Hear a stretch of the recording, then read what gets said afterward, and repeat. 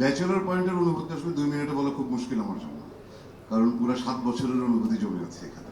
তা আমি একটা কথা, এই 7 বছরে আমার একটা সারমর্ম আমি বলি সবখানে, যে কাজল আরেফিন অমি ইজ এ ম্যাজিশিয়ান।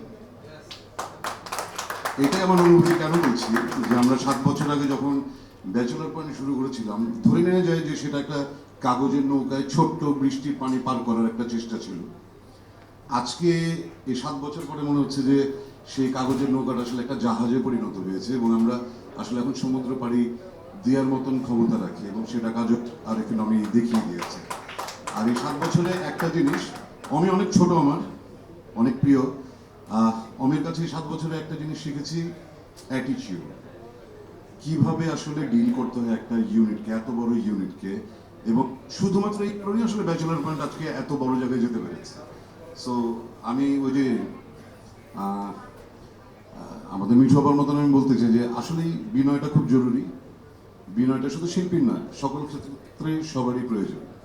আমরা ইনশাল্লাহ অমির নেতৃত্বে ব্যাচেলর পয়েন্ট আরো অনেক দূর নিয়ে যাব আশা করি। ধন্যবাদ।